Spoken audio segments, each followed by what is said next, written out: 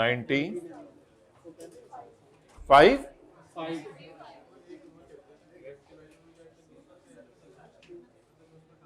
Chapter 20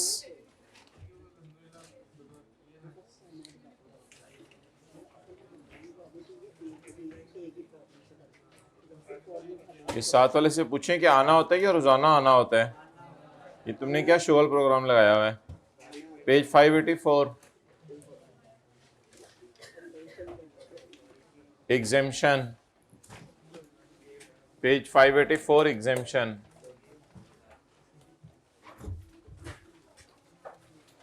supply of goods और imports specified in 6th schedule.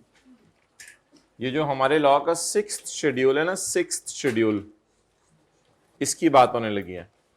Supply of goods और import specified in 6th schedule shall be exempt from tax subject to the conditions specified by federal government. जैसे federal government conditions बताएगी तो उसके मुताबिक 6ठे schedule की 6th schedule की चीजों का बेचना एग्जेम्प्ट है। हाइब्रिड में खड़े खड़े सुने, 6ठे शेड्यूल की चीजों का बेचना एग्जेम्प्ट है।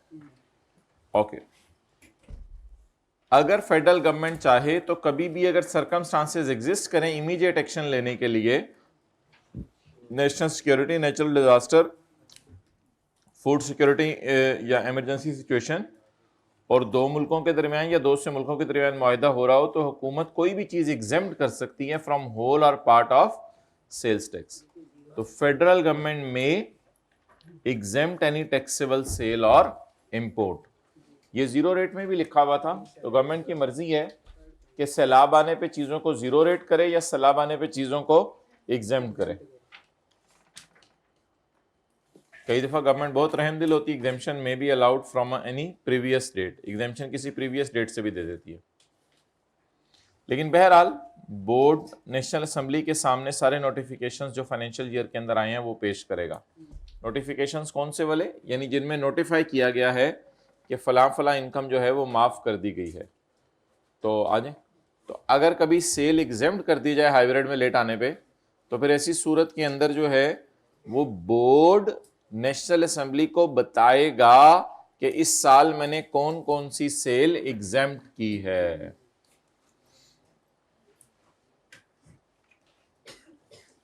ओके, जीरो रेट सेल और एग्जेम्प्ट सेल में डिफरेंस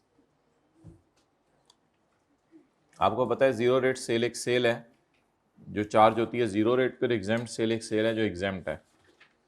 इसका इनपुट रिफंडेबल है, इसका इनपुट डेड हो जाता है।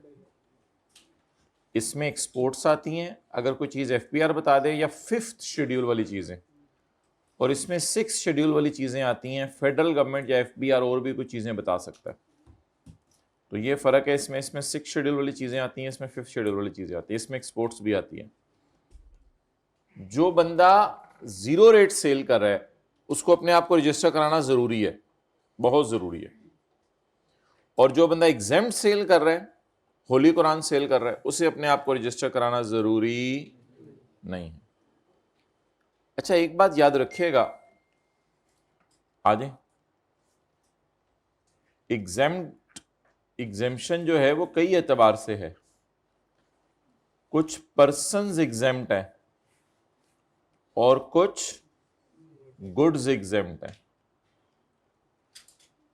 जो पर्सन्स एग्जेम्प्ट है वो है sale by cottage industry. Cottage industry जो चीजें बेचे वो माफ है। और एग्जेम्पशन ऑफ गुड्स से मुराद है होली कुरान, या फिर आपने जो है वो कोई फूड आइटम्स बेच दिए, मिसाल के तौर पे आपने फ्रूट्स बेच दिए, आपने एनिमल्स बेच दिए। डन।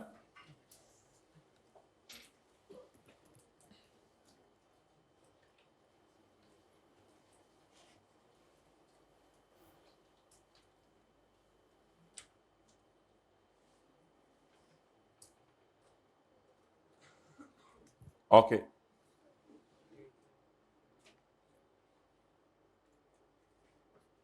जल्दी कर दें, हाइब्रिड में 5 रो में जो कोई बॉल पॉइंट कैलकुलेटर देने हैं, बातें करनी है कर लें, फिर हम आगे पढ़ना है। अच्छा, तो एग्जेम्पशन कई किस्म की है।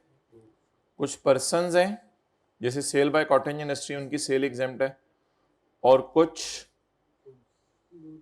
गुड्स हैं जिनकी सेल एग्जेम्प्ट है। बहरहाल जिन लोगों की सिर्फ एग्जेम्प्ट सेल है, they are not liable to be registered, उनका अपने आप को रजिस्टर कराना जरूरी नहीं है।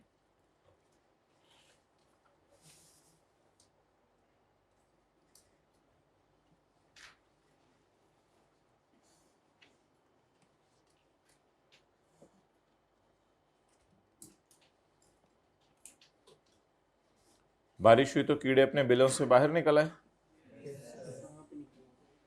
इनवॉइसिंग रिक्वायरमेंट्स, फिर आपसे आया नहीं गया। अच्छा ठीक, अपने बच्चों को भी छुट्टी कराया करेंगे इसी तरह। Yes, invoicing requirement, invoice shall be raised but at 0%। Invoice raise होगी यानी बिल बनेगा लेकिन 0% पे, और no invoice shall be raised, exempt sale की इनवॉइस नहीं रेज होगी। ये तो हमने सेल्स टैक्स में भी पढ़ा हुआ है, गैस और बिजली बंद हो जाएगी।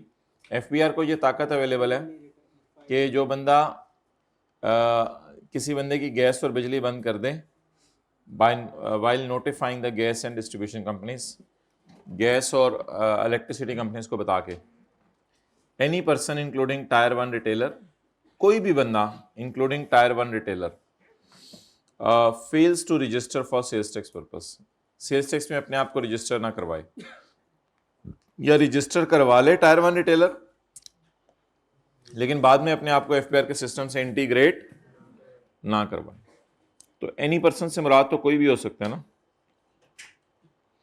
मैन्युफैक्चरर, रिटेलर, डीलर, होलसेलर, तो कोई भी बंदा चाहे वो टायर 1 रिटेलर भी हो, अपने आप को सिरे से रजिस्टर ही ना कराए, या रजिस्टर तो करा ले लेकिन अपने आप को एफबीआर के सिस्टम से इंटीग्रेट, लेकिन ये रिक्वायरमेंट सिर्फ टायर 1 रिटेलर्स के लिए कि अपने आप को एफबीआर के सिस्टम से इंटीग्रेट कराएं। टायर 1 होते हैं बड़े रिटेलर्स, और जब आप अपने आप को रजिस्टर या इंटीग्रेट करवा लेंगे तो रजिस्टर या इंटीग्रेट कराने के ऊपर आपका रीस्टोर कर दिया जाएगा connections.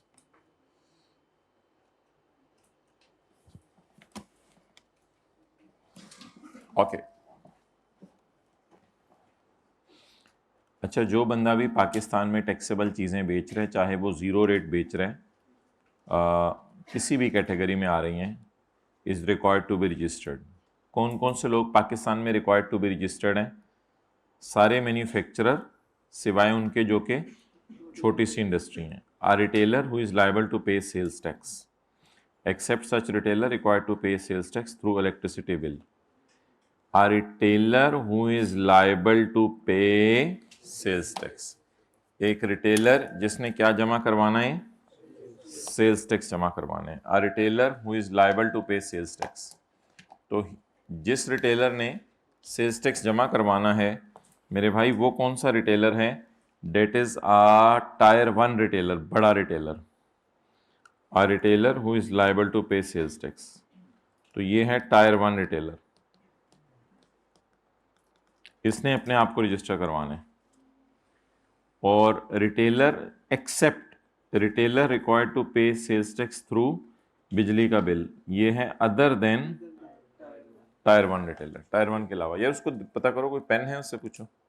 Other than tier 1 retailer.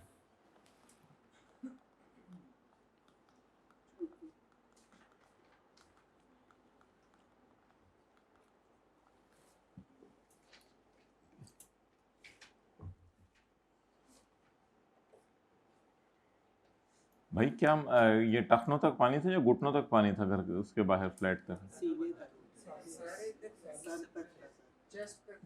Chest तक पानी था, 4 फुट।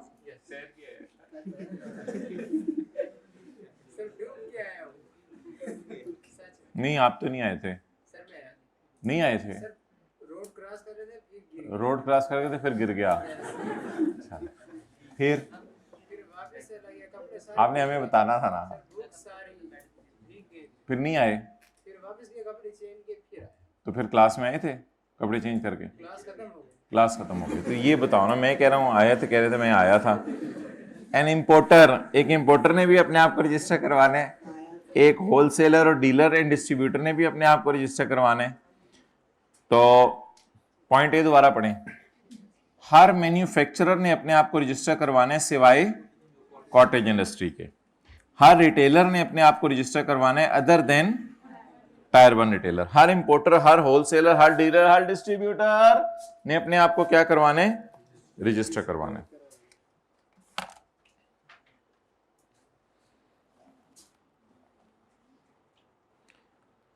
पॉइंट ई जरा छोड़े। F, an exporter who intends to obtain sales tax refund for his zero rate sale. एक ऐसा एक्सपोर्टर जो जीरो रेट सेल कर रहा है, उसने भी अपने आप को रजिस्टर करवाना है। अगर वो क्या लेना चाहता है, जीरो रेट सेल का रिफंड। तो याद करें जी, किस किस ने अपने आप को रजिस्टर कराना है? हर मेन्यू other than tier 1 retailer, other than retailer जिन्होंने बिजली के बिलों के साथ टैक्स पे करना है, इंपोर्टर, होलसेलर, डीलर, डिस्ट्रीब्यूटर और एक्सपोर्टर, इन लोगों ने अपने आप को रजिस्टर करवाना है सेल्स टैक्स में।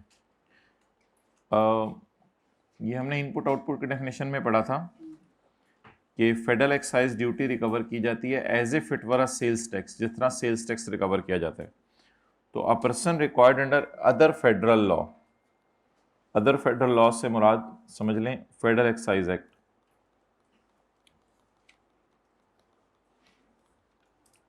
अ पर्सन रिक्वायर्ड अंडर फलां law to be registered for tax collection, जिसने किसी लॉ में अपने आप को रजिस्टर कराना है for tax collection as if it were a sales tax, बिल्कुल इस तरह जिस तरह ये क्या है, बोले सेल्स टैक्स।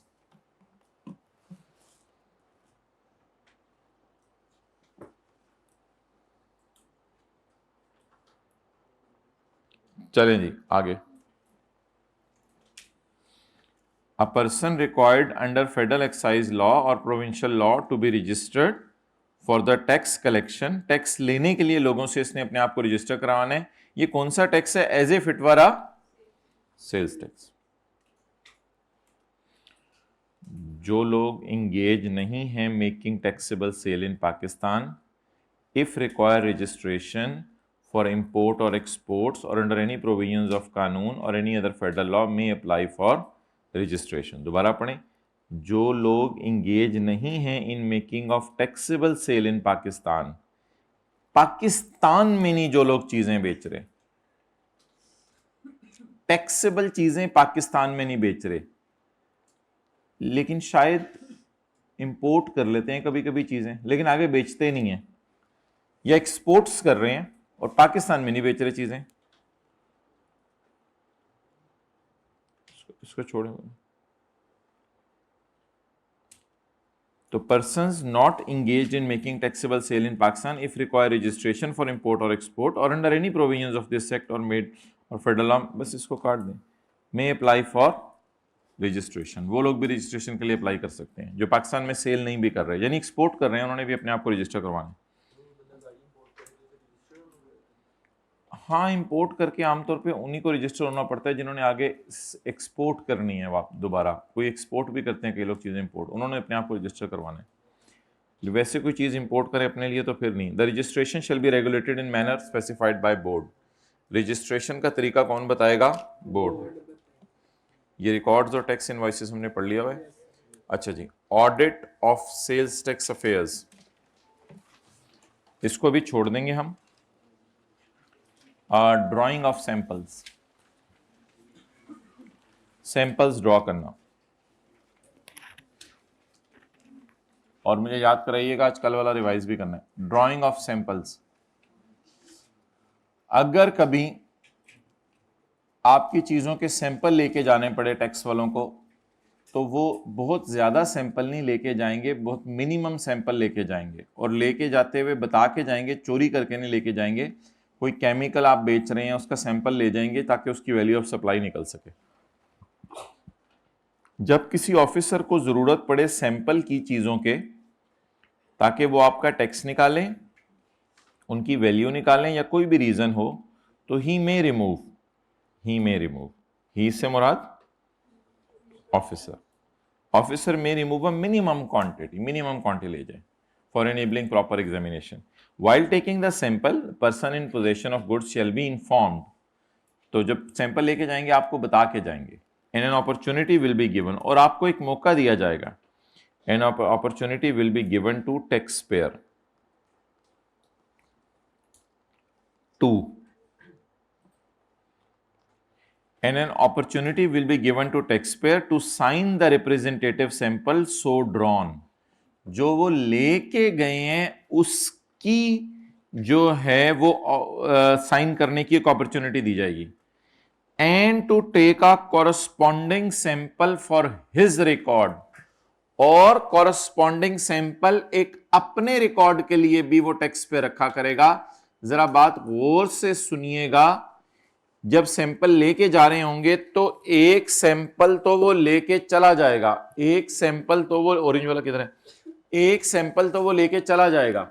जब वो एक सैंपल, ये मार्कर देना, एक सैंपल तो वो लेके चला जाएगा, फर्ज करें ये एक ही जैसे मार्कर है, तो एक सैंपल लेके चला जाएगा, इस पे आप अपने साइन करेंगे, इसको किसी डब्बे में डाल दें, इस पे आप अपने साइन करेंगे जो वो लेके जाएगा, और आप एक मिलता जुलता मार्कर अपने पास रख लेंगे ताकि जब वो वापस लाए तो ये यकीन आ सके कि ये वही चीज लेके गया था जो वही चीज लेके आया जो लेके गया था। तो दो एहतियातें, अपॉर्चुनिटी दी जाएगी टैक्स पेयर को कि वो साइन करे जो सैंपल टैक्स वाले लेके गए हैं, और साइन और रख ले, टू टेक, अपने पास रख ले, साइन ना करे, रख ले एक मिलता जुलता sample for his own record. His से मुराद क्या है? Tax payer. टैक्स पेयर अपने रिकॉर्ड के लिए एक सैंपल रख ले ताकि जब टैक्स वाले वापस लाएं तो वो उससे कंपेयर कर सके। पढ़ लें जी दोबारा।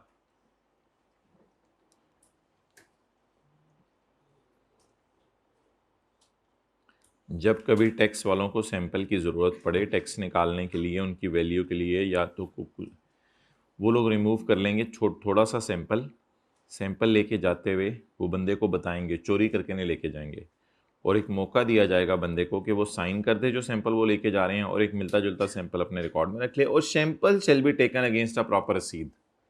सैंपल के अगेंस्ट प्रॉपर रसीद बनेगी, यानी ये नहीं कि चोरी करके ले जाएंगे, एक रसीद बनेगी, और रसीद की कॉपी जो है वो उस बंदे के पास भी होगी, लार्ज टैक्स पेयर यूनिट के पास भी होगी। Large tax payer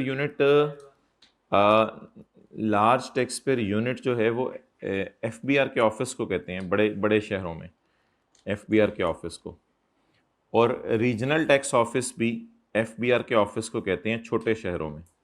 regional tax office, reason का ऑफिस, ये भी एफबीआर के ऑफिस का नाम है। तो एलटीयू और आरटीओ में उसकी एक कॉपी दे दी जाएगी कि ये सैंपल हम लेके जा रहे हैं।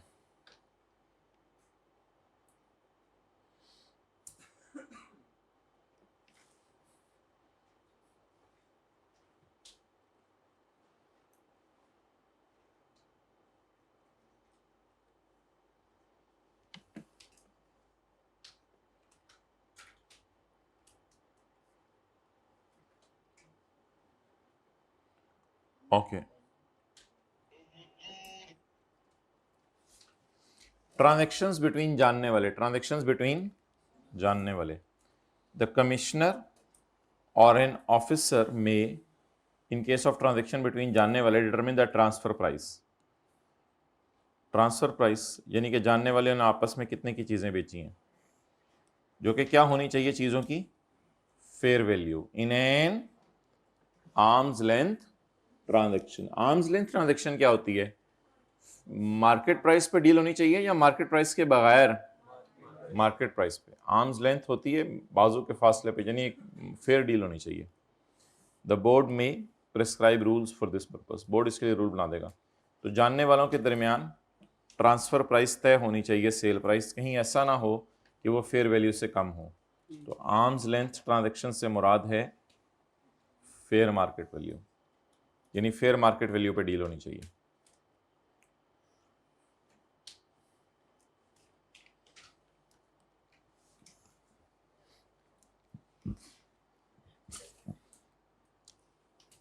हर रजिस्टर्ड बंदा ड्यू डेट तक करेक्ट, कंप्लीट और रिटर्न जमा करवाया करेगा। आपको बताया हुआ रिटर्न 15 तारीख तक जमा करवानी होती है अगले महीने की। ये बैंक में जमा करवाया करेगा रिटर्न। रिटर्न में क्या क्या लिखा होगा? Purchase of tyre, sale of car, tax कितना बनता था, कितना दे दिया, सच अदर इंफॉर्मेशन। अच्छा, हो सकता है बोर्ड कह दे आप रिटर्न जमा करवाएं ऑन क्वार्टरली बेसिस, हो सकता है बोर्ड कह दे आप रिटर्न जमा करवाएं ऑन क्वार्टरली बेसिस, तो फिर बंदा मंथली जमा नहीं करवाएगा, मंथली की बजाय क्या जमा करवाएगा, क्वार्टरली। और मंथली वाले को या क्वार्टरली वाले को बोर्ड कह सकता है जमा, यानी कि मंथली या क्वार्टरली भी जमा करवाओ और साथ एनुअल भी जमा करवाओ। जरा एक बार बात समझ लें फिर नोट कीजिएगा। मंथली वाले को रिलैक्सेशन मिल सकती है कि हर महीने जमा ना कराओ, 3 महीने में एक दफा जमा करवा दो। बहरहाल जो मंथली जमा करवा रहा है उससे एनुअल भी मांगी जा सकती है, फिर जो क्वार्टरली जमा करवा रहा होगा वो मंथली जमा नहीं करा रहा होगा, इससे एनुअल भी मांगी जा सकती है। यानी एनुअल तो एक तरह की समरी होगी ना जो मंथली और क्वार्टरली की है, एनुअल कोई नई रिटर्न तो नहीं होगी। तो जो 12 रिटर्न जमा करवा रहा है वो करवाए, लेकिन कुछ लोगों से हम 4 रिटर्नें भी मांग सकते हैं, फिर वो 12 जमा ना करवाए 12 दफा, साल में 12 महीने होते हैं ना। और जो 12 रिटर्न जमा करवा रहा है उससे हम एनुअल 13वीं भी मांग सकते हैं, और जो 4 रिटर्नें जमा करवा रहा है 12 नहीं जमा करवा रहा उससे भी हम एनुअल मांग सकते हैं 5वीं। डन, चलें नोट करें। तो मंथली फिर आप जमा नहीं करवाएंगे, जब आप क्या जमा करवाएंगे, क्वार्टरली।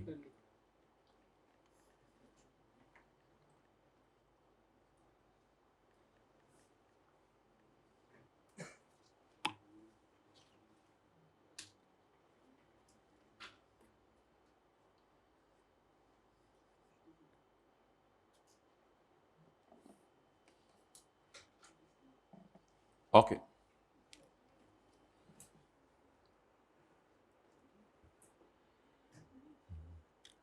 पढ़ रहे हैं आजकल, पढ़ रहे हैं या बस फिर ऊपर से ही चल रहा है?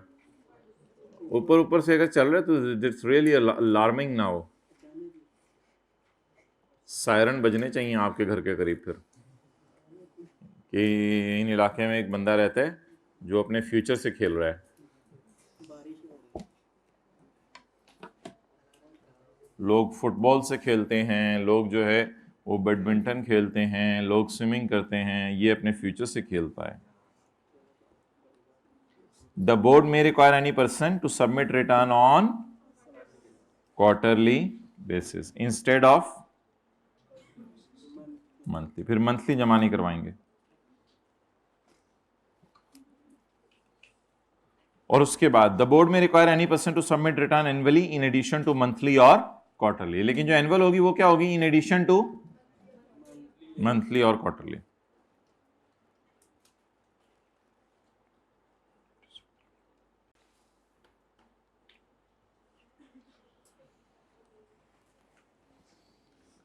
अच्छा भाई, अगर आपने टैक्स फ्रॉड किया है तो 15 साल की रिटर्नें आपसे मांगी जा सकती हैं, और अगर आपने टैक्स फ्रॉड नहीं किया, तो भूले से आपकी गलती होगी, आपने फ्रॉड नहीं किया, जिसको कहते हैं नहीं फ्रॉडिया, तो अगर आप फ्रॉडिया नहीं है और आप पहले से ऐसे कोई गलती होगी है तो फिर आपकी 5 साल की रिटर्नें मांगी जा सकती हैं।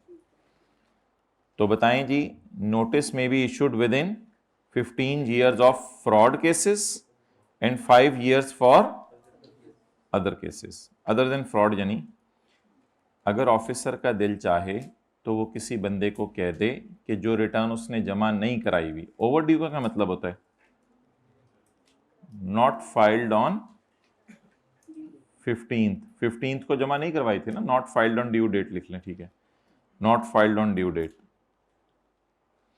The inland revenue officer can require a person to file overdue return within 15 days of notice, notice के 15 दिन के अंदर, और विद इन अ लॉन्गर और शॉर्टर पीरियड। अच्छा, जब उसका नोटिस आ जाएगा तो फिर आपको 15 साल की रिटर्न 15 दिन में जमा करवानी है, फिर आप चाहे 24-24 घंटे जाग के बनाएं, आप 15 साल से फ्रॉड कर रहे हैं, तो 15 दिन आपको मिलेंगे, उसमें आपने अपनी रिटर्न जमा करवानी है। द नोटिस में be issued with in 15 years for tax fraud cases and 5 years for all other cases from the end of the financial year in which the return was due.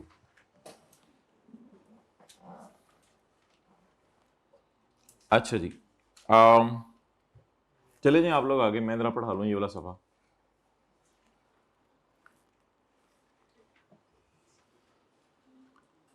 मार्च 2022 में fraud किया आपने मैंने आपने मार्च 2022 में fraud किया। बताएं, return can be demanded by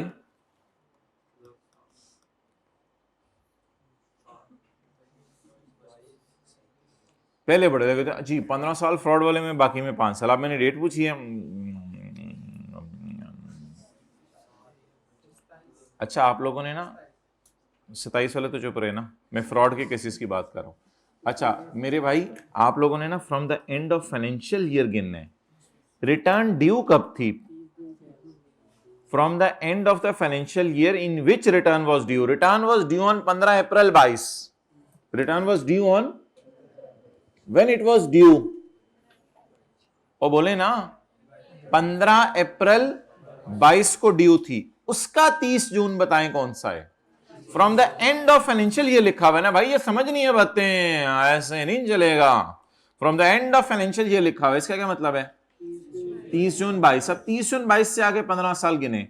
30 जून 22 और फिर 30 जून 22 के बाद 23, 24, 25, 26, 27, 28, 29, 30, 31, 32, 33, 34, 35, 36, 37। 30 जून 2037। जिस वक्त आप नोट करें, जिस वक्त आप माशाल्लाह, जिस वक्त आप सीए, इसी के जिंदगी घुमाओ यार। सीए के अलावा भी दुनिया में है कुछ जिस वक्त आप सीए बन चुके होंगे, आज आके वहीं जो है ना सुइयां अड़ी हुई हैं सारी।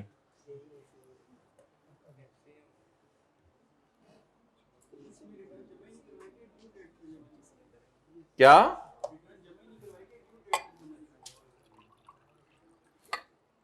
रिटर्न जमा ही नहीं करवाई? क्या चीज? ये कोई जरूरी नहीं है, हो सकता है जमा करवाए, हो सकता है ना करवाए, इससे कोई फर्क नहीं पड़ता। मतलब ये है कि उसके केस आपको पता चल गया फ्रॉड है, मे बी एनी रीजन।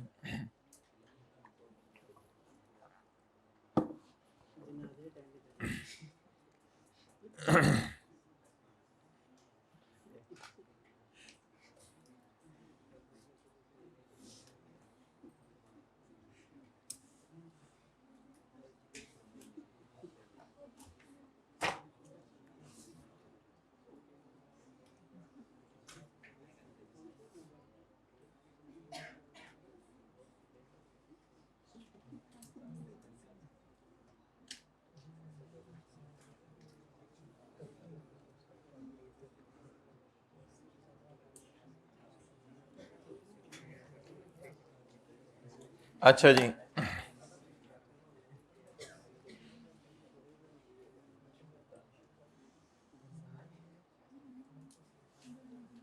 दोबारा पढ़ें। The inland revenue officer require कर सकता है किसी बंदे को जिसकी रिटर्न ओवर ड्यू हो गई थी कि तुम 15 दिनों के अंदर रिटर्न जमा करवा दो नोटिस देने के, और विद इन अ लॉन्गर और shorter period stated therein. अच्छा 30 जून 27 तक नोटिस दिया जा सकता है क्या? 30-37 तक। तो 30 जून 2035 में अगर नोटिस आ जाए तो कितने दिन आपके पास होंगे? 35 में भी नोटिस आ सकता है, 15 दिन होंगे। नोटिस जब भी है, नोटिस कब तक दिया जा सकता है?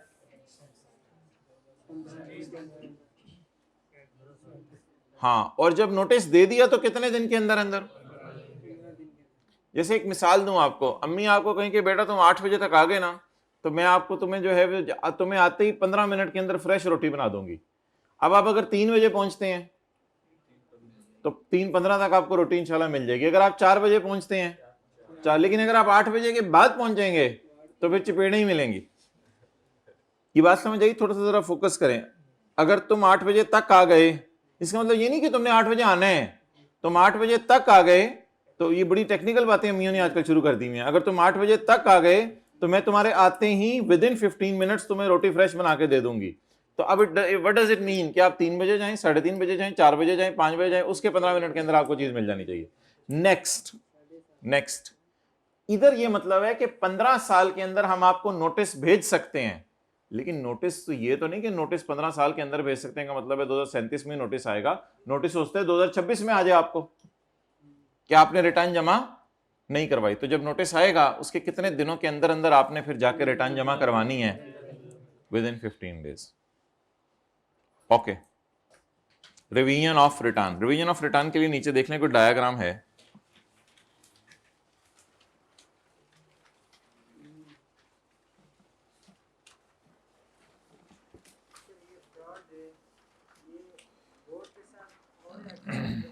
क्या चीज?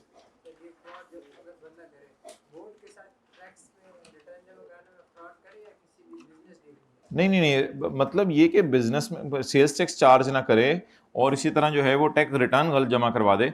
रिवीजन ऑफ रिटर्न का सफा मिल गया कोई किताब में? Page number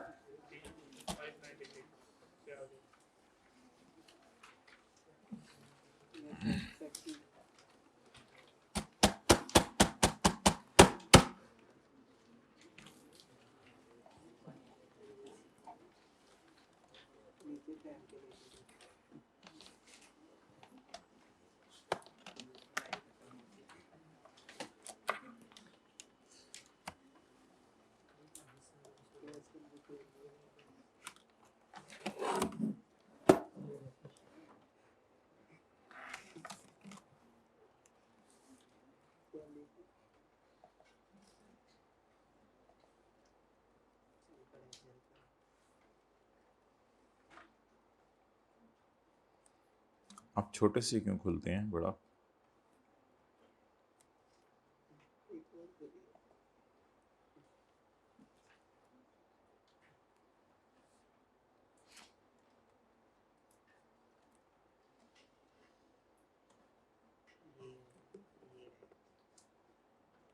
revision of return, revision of return, revision of जो रिटर्न है, अगर आप 60 दिनों के अंदर अंदर रिटर्न जमा करवा दें रिवाइज करके तो फिर टैक्स पेएबल बढ़ा के ला रहे हो या रिफंड को, फिर तो हुकूमत खुश होगी, नो अप्रूवल इज। लेकिन अगर आप 60 दिनों के अंदर रिटर्न रिवाइज कर दें, यानी ओरिजिनल रिटर्न आपने जमा करवाई उसके 60 दिनों में रिवाइज कर दी और टैक्स कम करके ला रहे हो या रिफंड ज्यादा मांग रहे हो, तो फिर अप्रूवल। और अगर आप रिटर्न 61 से 120 डेज के अंदर जमा करवाएं उसके बाद रिटर्न रिवाइज नहीं कर सकते आप, वो फिर अलग बात है, वो कभी बात करेंगे। 61 से 120 डेज के अंदर अगर आप रिटर्न रिवाइज करना चाह रहे हैं तो फिर चाहे आपका ये सिनेरियो है चाहे ये सिनेरियो है, अप्रूवल इज रिक्वायर्ड। समझ आ गई? रिवीजन ऑफ रिटर्न 60 दिनों के अंदर, हुकूमत को फायदा, no approval. Revision of return 7 दिनों के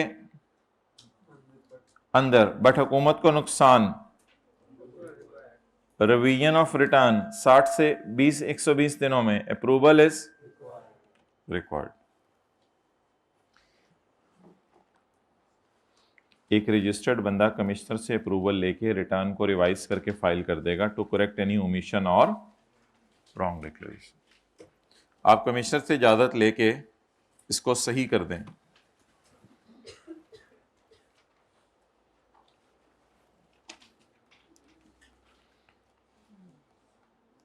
एक रजिस्टर्ड बंदा कमिश्नर से इजाजत लेके रिटर्न को रिवाइज कर देगा, उसमें कोई भी गलती सही कर लेगा।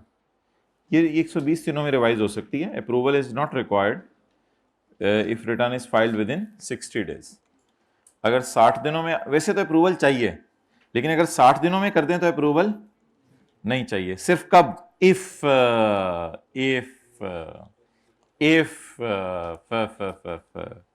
The tax payable is more और द रिफंड इज लेस, या टैक्स पेएबल ज्यादा कर लें या रिफंड कम कर लें। Then the return required to be revised, यानी कि ये देन द ओरिजिनल रिटर्न के मुकाबले में वर्सेस ओरिजिनल रिटर्न के मुकाबले में टैक्स ज्यादा कर रहे हैं या रिफंड कम कर रहे हैं।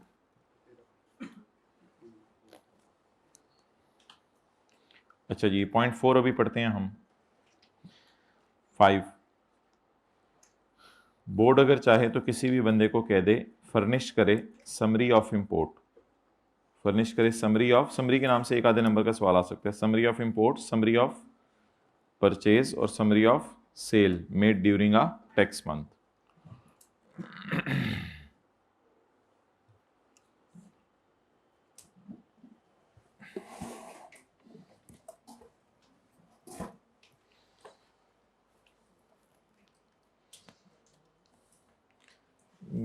पर्टिकुलर्स ऑफ रिटर्न में क्या क्या लिखा होता है भाई, जो रिटर्न आप जमा कराते हैं? सेल्स टैक्स रजिस्ट्रेशन नंबर, आपका नाम और आपका पता।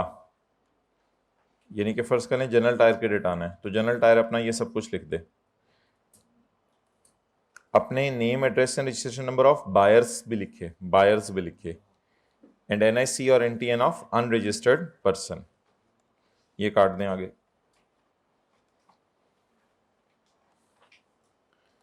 अच्छा, रिटर्न में ना इनवॉइसेस बतानी होती हैं, कौन कौन सी इनवॉइसेस मैंने इशू की हैं। अच्छा, ये सारा मैंने आपको पढ़ा दिया था उसमें इनवॉइस में। टैक्स क्रेडिट कैरिड फॉरवर्ड, वो जो न्यूमेरिकल्स में नहीं लिखा होता, टिक लगाते हैं जिसको हम। Value of sale, output tax आपको पता है लोकल सेल पे होता है, एग्जेम्प्ट सेल पे आउटपुट नहीं होता, जीरो रेट पे नहीं होता। बस आप बता दें कि मेरा आउटपुट एग्जेम्प्ट सेल पे नहीं है, आपको पता है आउटपुट नहीं होता एग्जेम्प्ट सेल पे। परचेजेस की वैल्यू बताएं। इनपुट कई किस्म के हैं, लोकल, इंपोर्टेड पे, एग्जेम्प्ट परचेज पे, जीरो रेट परचेज पे, अदर परचेज पे। इनपुट बताएं अपने, पुराने टैक्स बताएं, अमाउंट पेएबल बताएं।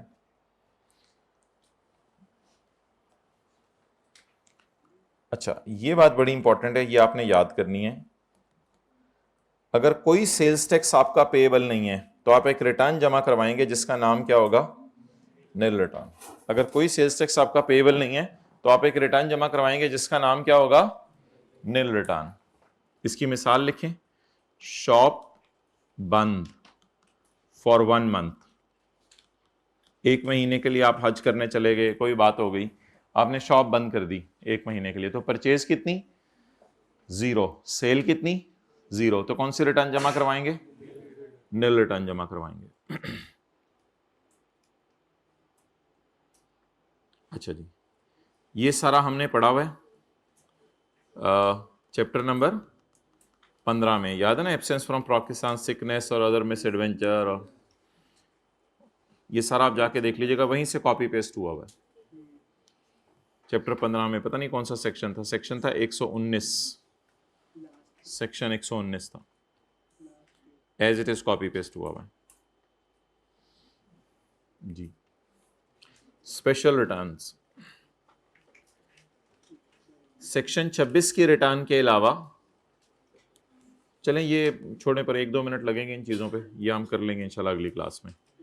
आप फिलहाल इस डब्बे की तरफ आ जाएं, ये डब्बा बड़ा आसान और इंटरेस्टिंग सा है, फिर हम इंशाल्लाह आज वाला और कल वाला सारा रिवाइज करते हैं जी। इधर आइएगा,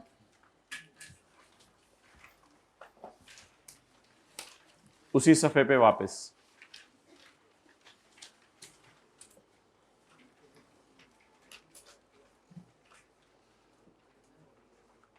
अगर आपने कल वाली क्लास ली हुई है कल वाली क्लास, आपने जमा करवाई रिटर्न जमा करवाने के बाद टैक्स वालों ने आपको घूरने के बाद उन्होंने की बार्किंग, आके बाइटिंग लिखनी नहीं, बार्किंग के बाद उनका प्रोग्राम है आपको क्या करने का? बाइट करने का, जिसको हमने नाम दिया था असेसमेंट ऑर्डर। अच्छा, आपने जमा करवाई रिटर्न जमा करवाने के बाद आपको खुद ही ख्याल आ गया कि रिवाइज कर दूं। अभी उन्होंने नोटिस ऑफ ऑडिट नहीं भेजा, ऑडिट तो गिने चुने लोगों का पाकिस्तान में होता है, सबका कहां होता है। आपने क्या जमा करवाई? उन्होंने नोटिस ऑफ ऑडिट भेजा ही नहीं और आपके दिल में यहां आ गया कि मैं रिटर्न रिवाइज कर दूं। हुकूमत ने कहा ये तो वॉलेंटरीली आप आ रहे हो रिटर्न रिवाइज करने, हमने तो अभी आपको कुछ कहा भी नहीं था, ठीक है, यानी डॉगी ने अभी कुछ कहा ही नहीं, आप उसके लिए खाना लेके चले गए। अरे तो खीर है यार, इसको घूरना भी नहीं, इसको बार्किंग भी नहीं, इसकी वाइटिंग भी नहीं। तो अब ऐसी सूरत में आप टैक्स देंगे, जाहिर बात है आप लेट पैसे लेके गए हैं, लेट पेमेंट पे डिफॉल्ट सरचार्ज देंगे, पेनल्टी जमा नहीं कराएंगे। लेकिन अगर आपने रिटर्न जमा करवाई इस दिन और ऑडिट का नोटिस आ गया था आपको कि हम आपको ऑडिट शुरू करने लगे हैं, आपने कहा ये तो गड़बड़ हो गई, आप इस दिन आपने जाके सोचा, अभी ऑडिट चल रहा था, आपने इस दिन जाके सोचा मैं अपने रिटर्न रिवाइज करता हूं ताकि मुझे शो कॉज नोटिस ना आए, बार्किंग ना करें वो।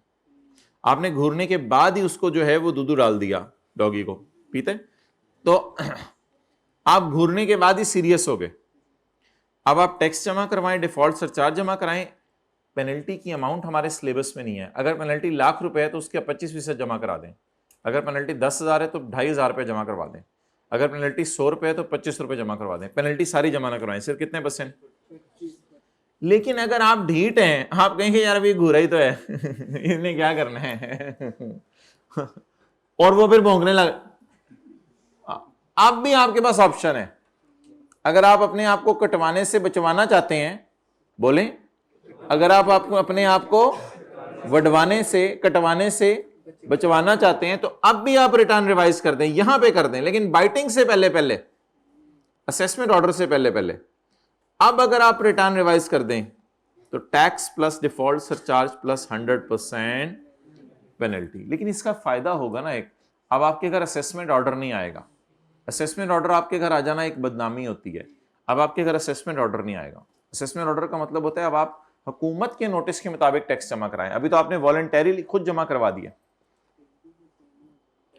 अच्छा, इसमें ना वॉलंटरी रिवीजन सिर्फ इसको कहेंगे, आपने खुशी से रिवीजन कर दी। यहां अगर आपने रिटर्न रिवाइज की तो वॉलंटरी रिवीजन नहीं है, कुछ हुआ था तो आपने की है नहीं। यहां अगर जाके आपने रिटर्न रिवाइज की तो बहुत कुछ हो चुका हुआ था, अब तो आपने इसको पिलाना ही था कुछ, ठीक है। और अगर यहीं जाके पिला जाते तो फिर तो मामला ही खत्म हो जाता, फिर तो कुछ होना ही नहीं था।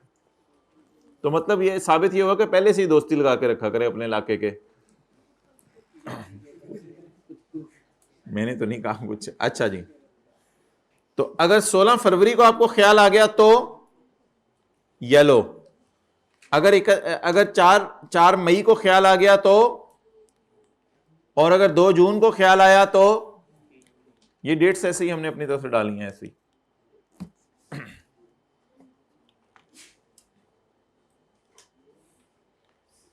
जब आप रिटर्न को रिवाइज कर रहे हों तो टाइम पे डिपेंड करेगा कि आपने कितने पैसे जमा करवाने हैं।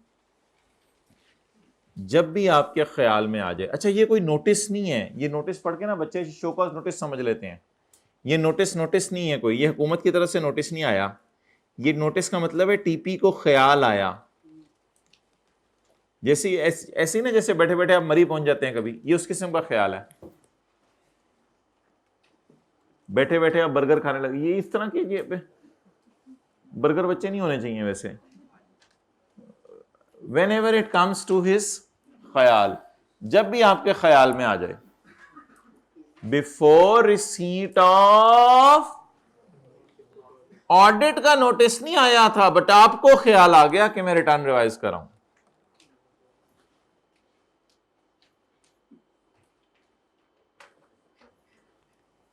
तो क्या पे करें?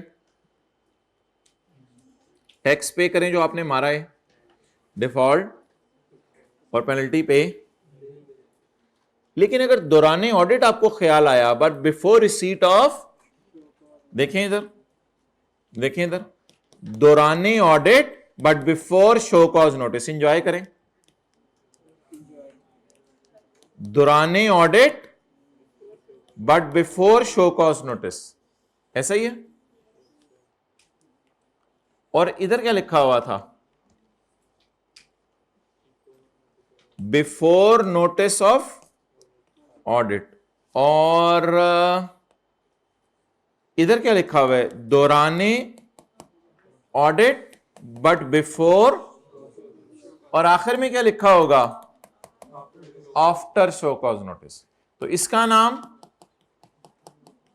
बिफोर नोटिस ऑफ ऑडिट, इसका नाम during audit but before show cause notice, और इसका नाम after show cause notice. After show cause notice, before show cause notice. Tax pointed out by officer, default surcharge plus 25 amount tax evaded, default surcharge plus, और अगर आप ये amount पे कर दें तो शो कॉज नोटिस कैंसिल कर दिया जाएगा। अगर आप यहां पे आके ये अमाउंट पे कर दें तो शो कॉज नोटिस क्या कर दिया जाएगा, मदद करें।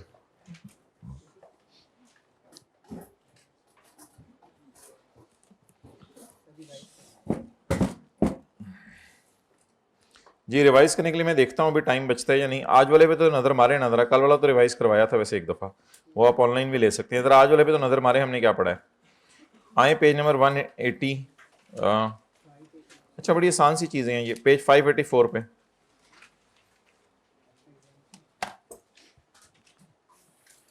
कुछ ऐसी गुड्स हैं जिनको हुकूमत ने 6 शेड्यूल में बताया हुआ है, वो सारी की सारी माफ हैं, एग्जेम्प्ट हैं। बहरहाल फेडरल गवर्नमेंट इन हालात में किसी और चीज़ को भी माफ़ कर सकती है, लेकिन जो भी चीज़ें माफ़ की हैं वो बोर्ड नेशनल असेंबली को बता दे कि हमने माफ़ की हैं। ये तो आसान है, जीरो रेट एग्जेम्प्ट सेल में डिफरेंस। ये आता है 3-4 नंबर का सवाल अक्सर आता है। जो बंदा अपने आप को रजिस्टर ना करवाए या टायर 1 रजिस्टर करवा के इंटीग्रेट ना करवाए, इनको क्या कर दिया जाएगा, गैस और बिजली बंद। पाकिस्तान में हर मैन्युफैक्चरर ने रजिस्टर करवाने सिवाय छोटे मैन्युफैक्चरर, हर रिटेलर ने रजिस्टर करवाने सिवाय छोटे रिटेलर। छोटे रिटेलर्स को कहते हैं अदर देन इंपोर्टर, होलसेलर्स वगैरह ने, और कोई बंदा किसी और लॉ में अपने आप को रजिस्टर करवा रहा है तो वो भी करवाइए। थोड़ी सी अजीब सी बात है, पॉइंट याद कर लीजिएगा एफ। और एक्सपोर्टर ने भी अपने आप को रजिस्टर करवाना है। बहरहाल जो बंदा इंगेज है पाकिस्तान से बाहर चीजें बेचने में, पाकिस्तान में नहीं बेच रहा, तो वो बंदा भी अपने आप को रजिस्टर करवाए। ऑडिट इंशाल्लाह ये कल पढ़ेंगे। ड्राइंग ऑफ सैंपल्स, सैंपल आपने मिनिमम उठाना है, सैंपल लेके जाते हुए टैक्स पेयर को बताना है, फिर टैक्स पेयर जाने वाली चीज पे साइन करेगा और जो चीज उसके पास पड़ी उससे मिलती जुलती चीज अपने पास रख लेगा ताकि वापस आए तो कंपेयर कर सके। और सैंपल जी लेके जाते हुए एक रसीद बनेगी। एसोसिएट्स के दरमियान ट्रांजैक्शन फेयर वैल्यू पे होनी चाहिए। रिटर्न हर महीने की 15 तारीख को जमा करानी है जिसमें परचेज और सेल वगैरह का डाटा होगा। मंथली वाला क्वार्टरली रिटर्न जमा करवाएगा, लेकिन वो मंथली फिर जमा नहीं करवाएगा, क्वार्टरली जमा। और मंथली और क्वार्टरली वाले से एक और रिटर्न मांगी जा सकती है जिसका नाम है एनुअल। जिस बंदे ने फ्रॉड किया उससे 15 साल और जिसने फ्रॉड नहीं किया उससे 5 साल पुरानी रिटर्न मांगी जा सकती है। लेकिन ये गिनना कब शुरू करना है, जिस महीने की रिटर्न ड्यू थी। जब ड्यू तो ये 15 अप्रैल को थी, उसके 30 जून से आगे 5 साल या 15 साल गिनने हैं। और अगर ये नोटिस आपको आ गया तो आपने कितने दिनों में रिटर्न जमा करवानी है, 15 दिनों के अंदर। 60 दिनों के अंदर अगर आप रिटर्न जमा करवा के हुकूमत को नुकसान पहुंचा रहे हैं तो इजाजत लें, फायदा पहुंचा रहे हैं तो इजाजत, लेकिन 60 से 120 दिन के अंदर अगर आप रिटर्न रिवाइज कर रहे हैं तो बड़ी आसान आसान सी बातें आज पढ़ी थी। अगर नोटिस ऑफ ऑडिट आने से पहले ख्याल आ जाए तो नो पेनल्टी। अगर नोटिस ऑफ ऑडिट आ गया और ऑडिट शुरू हो गया लेकिन अभी शो कॉज नोटिस नहीं आया तो 25% पेनल्टी। और अगर शो कॉज नोटिस भी आ गया है 100% पेनल्टी। ये रिटर्न, ये वही टैक्स इनवॉइस की डेफिनेशन रिवाइज कर लीजिएगा, उसमें था ये चीजें सारी। ये भी वैसे पढ़ लेना था, चलें छोड़ें। आए चैप्टर नंबर 23 पे।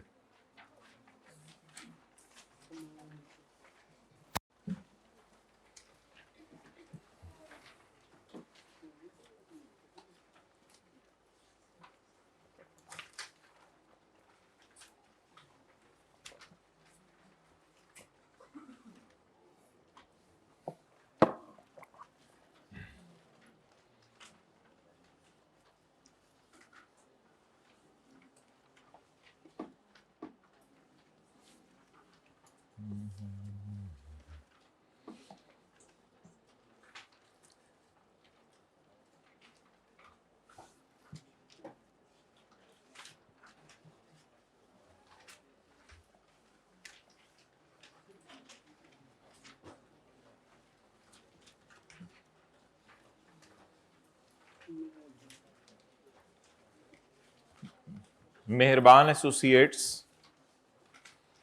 is registered under Sales Tax Act 1990. MA is engaged in the business of manufacturing and supply of various consumer goods. Page 670.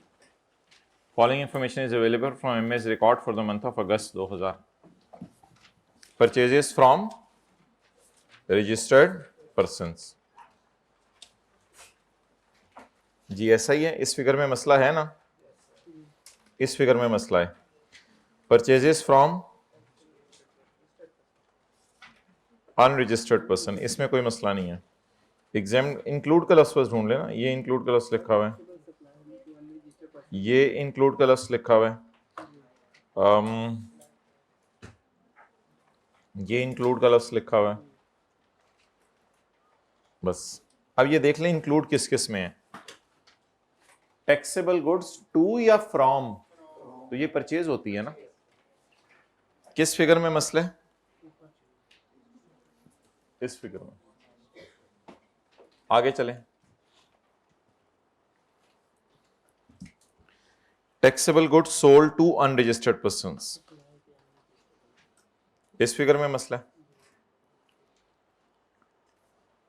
और कोई और फिगर है, it is included in purchase from registered person, it is included in purchase from, तो इस figure में मसला है।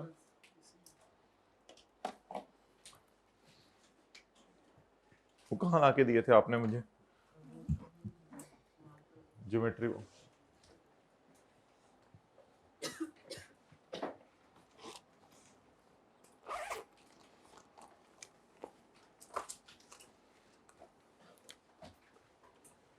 जी भाई, वर्किंग नंबर 1, वर्किंग नंबर 2 और वर्किंग नंबर 3।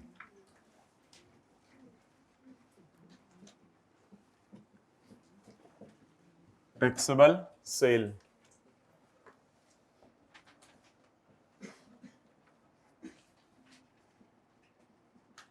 अच्छा इसके लिए ना जरा वर्किंग 2 के लिए बेशक खुला खुला पूरा सफा छोड़ दीजिएगा आज, और वर्किंग 1 के लिए 10-15 लाइनें काफी हैं।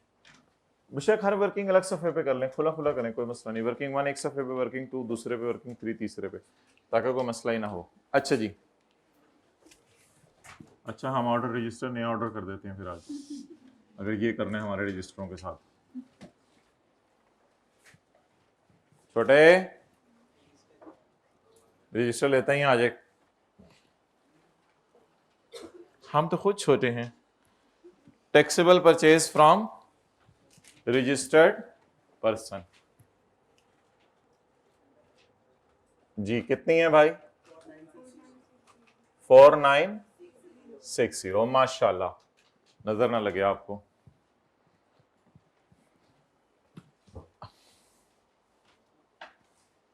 कभी कभी ना बोंगी मार दिया करो, वरना लोग ज्यादा इंप्रेस हो जाते हैं आपसे। वैसे सबको परचेज फ्रॉम अनरजिस्टर्ड पर्सन कितनी? 1400। परचेज फ्रॉम अनरजिस्टर्ड,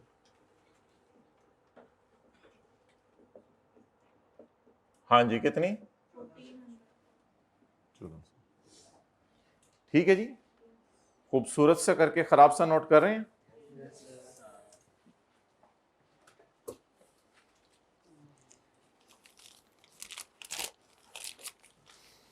आके exempt goods from unregistered person, exempt goods from un 520, sorry,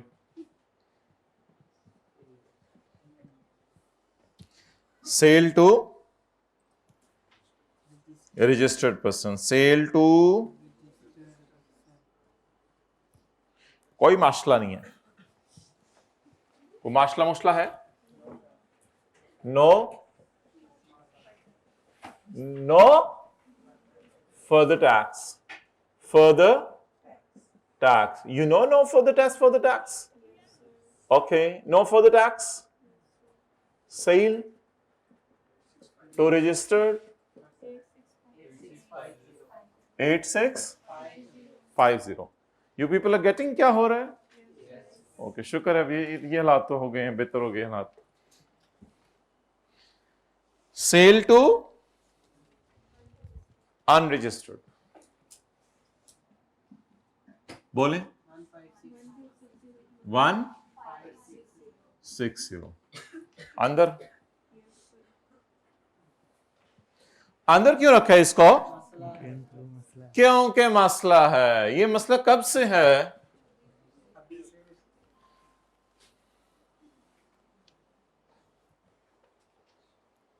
exempt sales 1740। अच्छा भाई, ये ना टैक्सेबल के नीचे आप जरा नहीं, पूरा ही कर लें, जरा जरा करके तो आप लोगों ने बात यहां तक पहुंचाई है। मैं पढ़ूंगा, मैं साथ साथ पढ़ूंगा। मैं तो टैक्स ईयर की डेफिनेशन मैंने याद की ना, बस उस दिन से ऐसी नजर लगी पहली क्लास के बाद ना, बस रोजाना का रोजाना अभी तक बस फिर लगा ही हुआ हूं अब तक। अब ये वाला खोल के बैठता हूं तो सोचता हूँ ये वाला याद हो जाए, पिछला के तो पिछला मैं फिर रिलैक्स हो जाता हूँ ना, ये वाला ना पिछला। इस वाले को तो चलाएं ना, इस वाले को तो चलाएं, ताकि ये जो 25-30 नंबर सेल्स टैक्स से आने हैं, ये और साथ साथ कुछ तो थोड़ा थोड़ा करते रहे, इंशाल्लाह हो जाएगा। ऐसी बात नहीं होती कि बंदे को बिल्कुल नहीं आ रहा होता। जो पिछली चीजें खोलता है, याद करता है, आखिरी दिनों में रिवाइज करता है तो याद आ जाती हैं। तो ऐसा मसला नहीं होता कि बिल्कुल ही बंदा ब्लैंक हो। Exempt sales to local unregistered person, हाँ ऐसी बातें करके झूठे दिलासे देते रहे हमें। नहीं भाई, ये मैं बता रहा हूं आपको, पेपर में कोई चीज याद नहीं होती, लिखना शुरू करता है बंदा, इतना पूरा ऐसे लिख जाता है कि सफे खत्म हो जाते हैं। हमारे साथ तो यही होता था। 1740 zero rate sale 3200।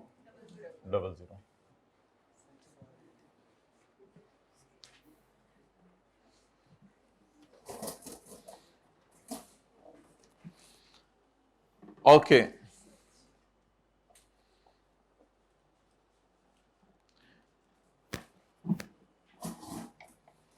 Purchase hybrid में थर्ड लास्ट रो में बात होने लगी थी, फोर्थ लास्ट रो में एकदम रुक गई। Purchase from registered supplier include, purchase from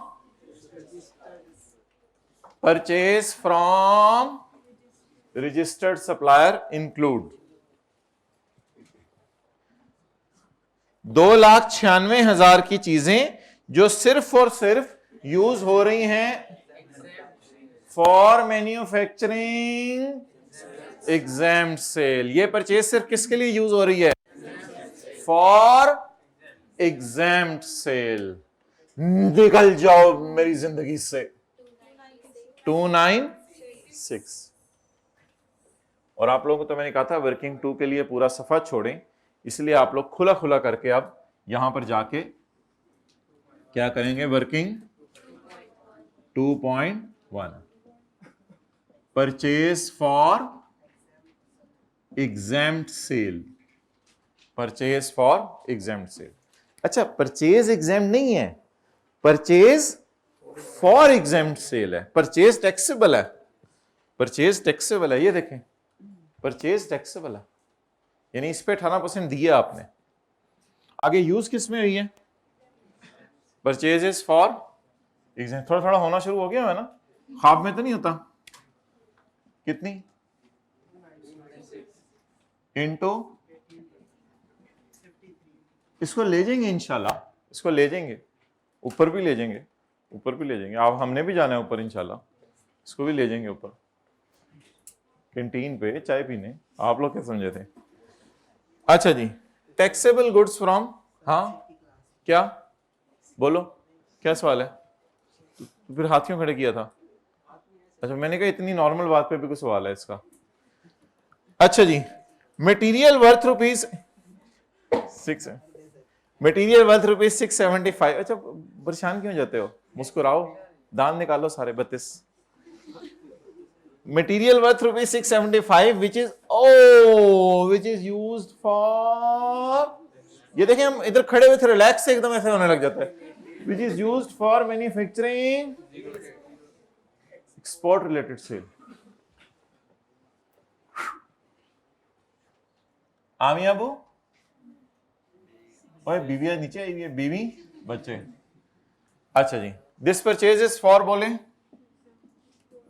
पहले निकालो तो सही मुझे यहां से। Okay okay okay, 675।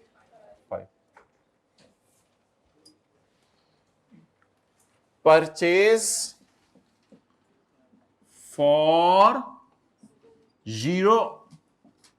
08 sale, purchase for 08 sale जी, 122। ये प्रोग्राम शुरू हो गया है, आपको पता है 2-3 दिन से। चलें जी, ये वाला। अच्छा भाई, कल हमने पढ़ा था 50, परसों हमने पढ़ा था 50,000 से ऊपर की परचेज आप कैश में नहीं कर सकते। तो इस परचेज को 1.5 लाख को क्या कर दें, to merge, 1.5 lakh to merge purchase in cash. खुदा के लिए मुझे ना मारो, मर गया।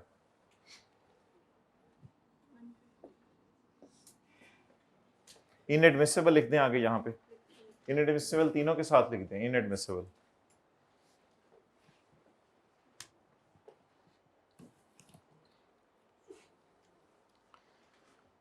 $500 किलो ऑफ पत्ती, 500 किलो ऑफ पत्ती, लो जी, पत्ती की गई बत्ती।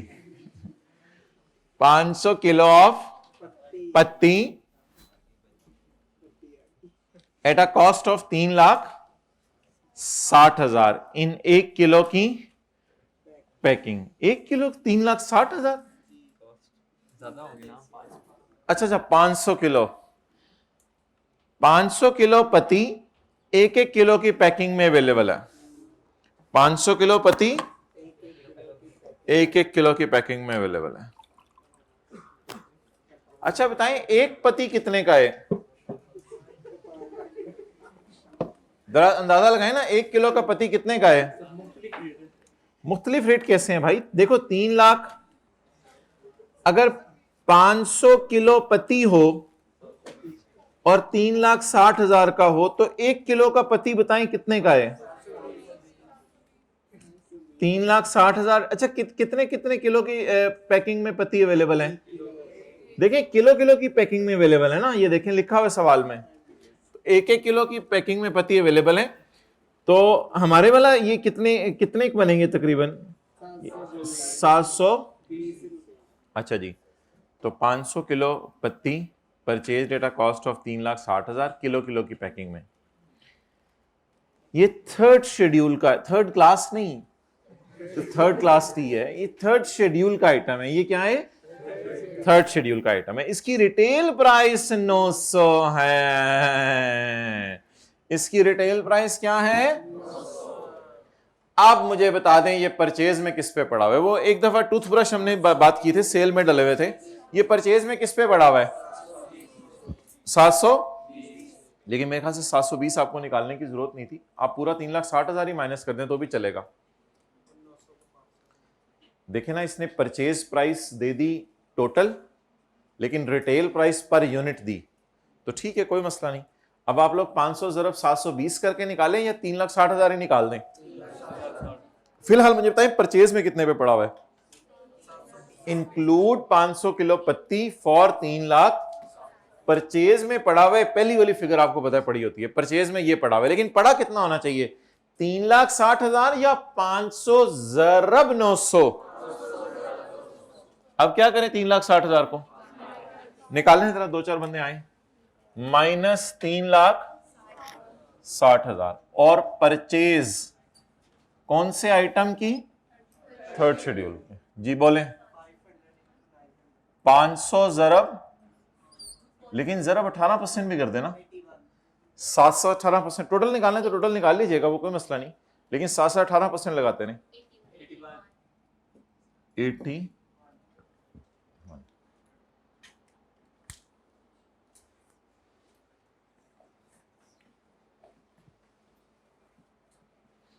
ये मोबाइल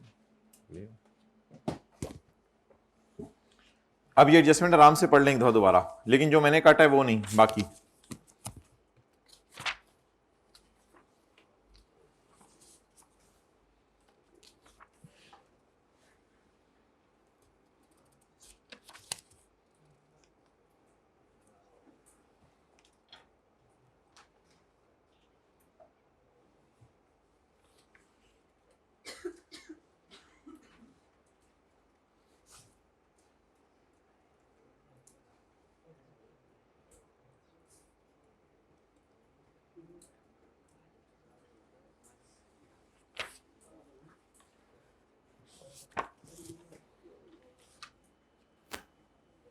ओके, आगे बढ़ें जी।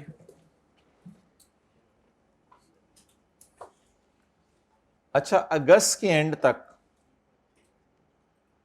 300 किलो वर सोल्ड। 200 किलो तो स्टॉक में पड़ी रहेगी, उसकी टेंशन नहीं है। 500 खरीदी थी, 300 बिक गई।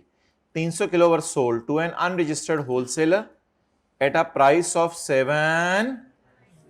300 kilo was sold to an unregistered wholesaler.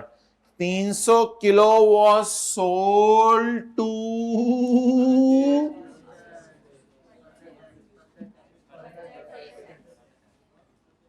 अच्छा, ये जो है ना थर्ड शेड्यूल की चीजें, इन पे मैंने आपको बताया था फर्दर टैक्स नहीं लगता। आपको तो बंदा ना पढ़ाया ही ना करे कुछ।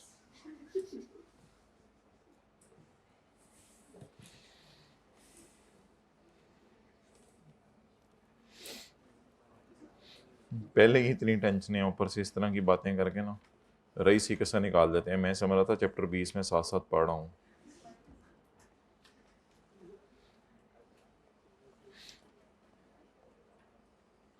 देखें भाई, हमने पेज 570 पे पढ़ा था, पेज 570 पे further tax of 4% is not chargeable on items in. तो आज ये बात दोबारा जरा सुन लें। अगर थर्ड शेड्यूल की चीजें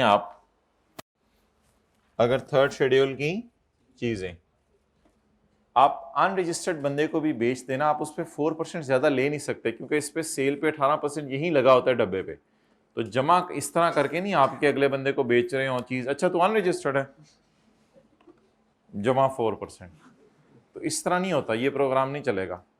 तो आज के बाद एक याद रखिएगा बात कि sale of third schedule items, चाहे रजिस्टर्ड लोगों को हो, चाहे ये फर्दर टैक्स में जानी चाहिए या नो फर्दर टैक्स में। अच्छा, हेडिंग देखें ना, नो फर्दर टैक्स और फर्दर टैक्स हेडिंग है। सेल टू, ये हेडिंग नहीं दी हुई हमने, sale to unregistered, sale to registered. Heading क्या दी हुई है? अब मुझे आप बता दें, आज के बाद जरा याद रखिएगा, पहली दफा न्यूमेरिकल में आया ना, कोई मसला नहीं, पहली दफा आया तो क्या हुआ, आइंदा इंशाल्लाह याद रहेगा। तो हमने थर्ड शेड्यूल की चीजें किसको बेची हैं? लेकिन कोई मसला नहीं, आप छोड़ें, आप इसको कहां डाल दें? No further tax. बताएं भाई, sale of third schedule items to, हाँ लिखे, कोई मसला नहीं आपको, ताकि कॉन्सेप्ट पक्का, अनरजिस्टर्ड बंदों को बेची है, खैर है। लेकिन डालना किस पे है? 790 पे या रिटेल प्राइस पे? मेरे भाई, जो मर्जी इसकी परचेज प्राइस दी हो, जो मर्जी इसकी सेल प्राइस दी हो। परचेज प्राइस इसकी क्या दी हुई थी? 720। सेल प्राइस क्या दी हुई है? हमें इससे कोई कंसर्न नहीं। थर्ड शेड्यूल की चीजों को हमेशा परचेज में डालें या सेल में डालें, किस पे डालना है?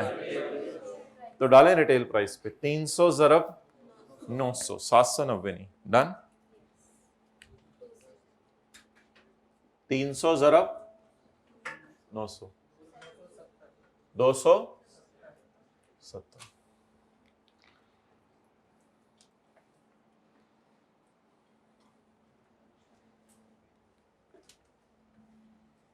अच्छा, अभी मैंने सॉल्यूशन खोल के देखा है, इसमें एक चीज़ आई कैप ने की हुई है, लेकिन वो हम नहीं करेंगे।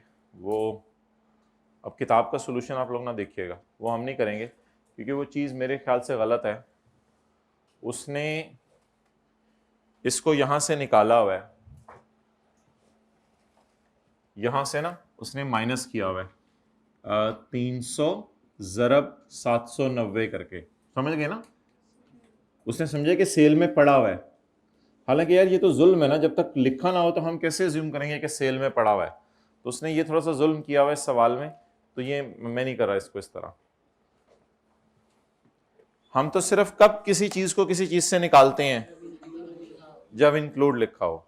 तो ये कहीं लिखा हुआ है सवाल में कि by end of August 300 kilo was sold to unregistered wholesaler 790 which is included in cell.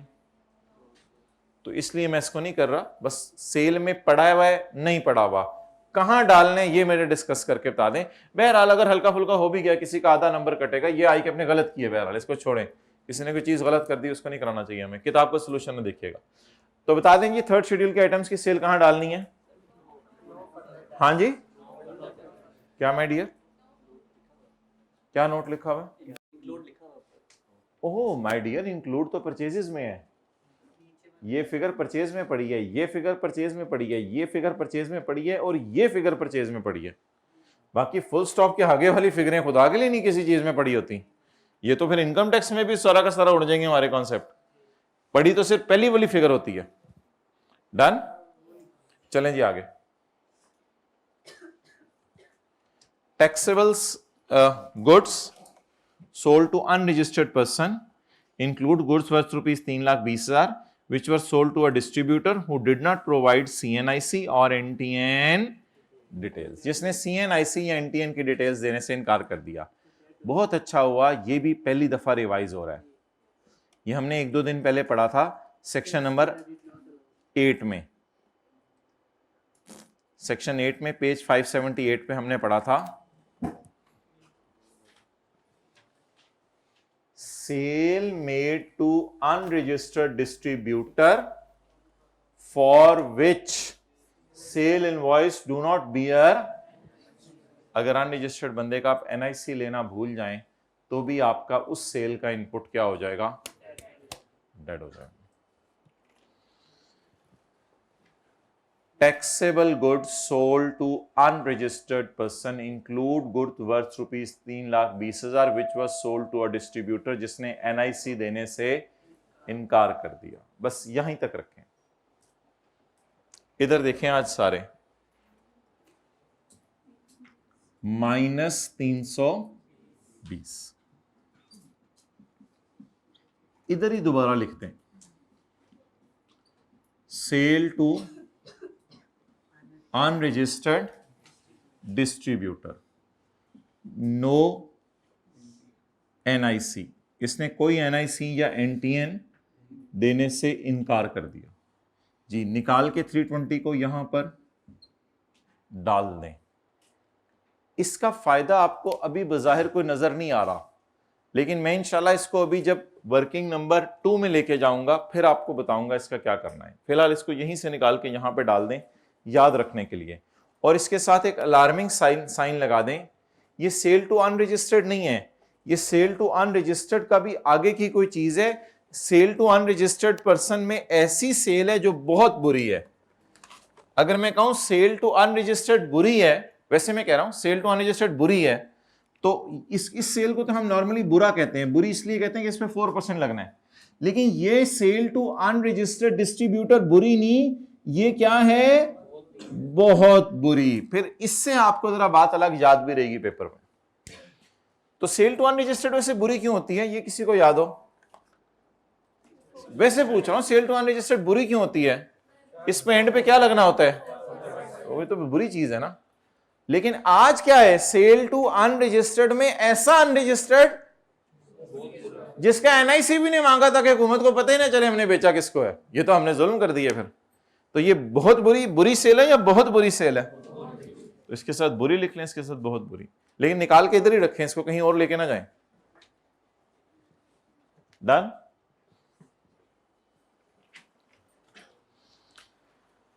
These goods were purchased from a registered supplier for 275। ये चीजें किससे खरीदी थी? रजिस्टर्ड सप्लायर से। कितने की खरीदी थी?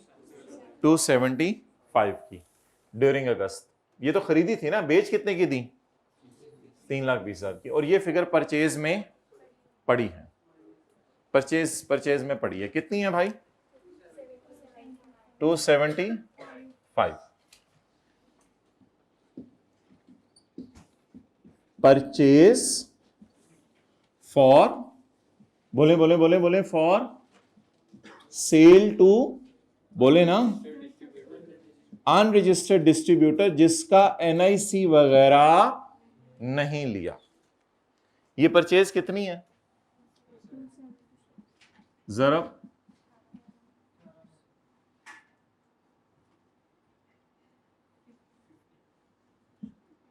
50।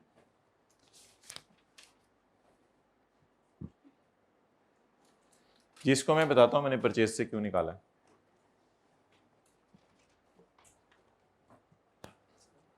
जी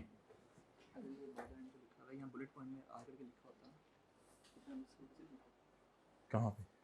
नहीं, ये हो ही नहीं सकता। परचेज सेल में कैसे बड़ी हो सकती है? सेल परचेज में कैसे बड़ी हो सकती है? तो इम्पॉसिबल है, ऐसा हो ही नहीं सकता था। चलें जी आगे। सवाल में आगे एडजस्टमेंट्स ऐसे टाइम ज़ाया करने के लिए उसने दिए हैं। Following fixed asset for purchase during the month of August, machine A, machine B और furniture. Machine A is to ensure quality of packing for exports. क्या फीलिंग आ रही है आपको? Machine A is used to ensure quality of packing for export. आपको ये वाली feeling आ रही है? फॉर तो नहीं लिखा हुआ, लेकिन अकल तो है ना आप लोगों में कि this machine A is for, two लिखा हुआ है, लेकिन मतलब तो वही, मुझे तो वही लग रहा है। मतलब this machine is only for export cell.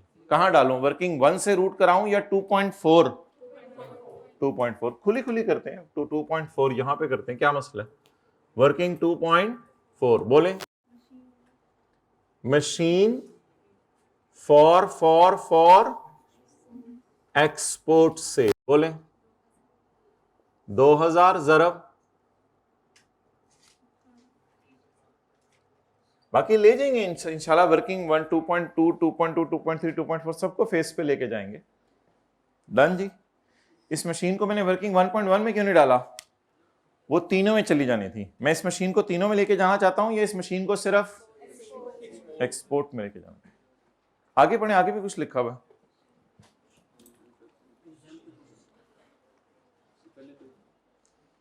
Machine B is to manufacture taxable local as well as exempt goods. इधर देखें, इधर देखें, टैक्सेबल लोकल, ये तो टैक्सेबल एक्सपोर्ट है ना। Taxable local as well as, समझ आ गया?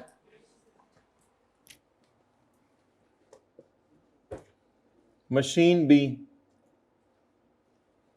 फॉर, बोले बोले बोले बोले बोले, फॉर टैक्सेबल लोकल। मैंने तो कहा था टैक्सेबल से मुराद टैक्सेबल एट 18 और टैक्सेबल एट 0 दोनों होगा, लेकिन आज इसने क्या लिख दिया ब्रैकेट में? टैक्सेबल के साथ। मीन 0 फिर नहीं है। टैक्सेबल लोकल, बोले बोले बोले, एंड एग्जेम्प्ट सेल।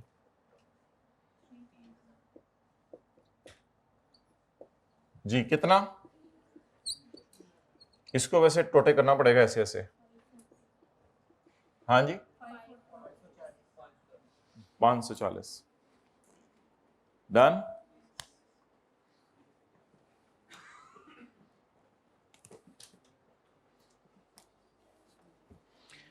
फर्नीचर है दफ्तर के इस्तेमाल के लिए, डेड। आपको पता है यार, मशीन और इलेक्ट्रॉनिक एसेसरीज के अलावा बाकी सारे डेड करने होते हैं। फर्नीचर है दफ्तर के इस्तेमाल के लिए। फर्नीचर कितना है रुपीस?